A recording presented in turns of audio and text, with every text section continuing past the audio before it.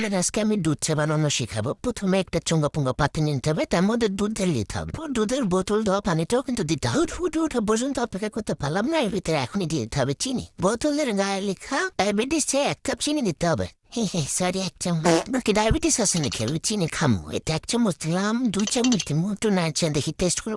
চিনি আনি আরেকটু দিই। চাটাকে ভয়ঙ্কর করার জন্য এর ভিতরে কনে স্মেল দিতে হবে। মায়ের মধ্যে তো কিছুই নাই। দেখি একটু 4 চামচ কিছু তোলা যায় নাকি? তুলছি, এবার মিশাই দি।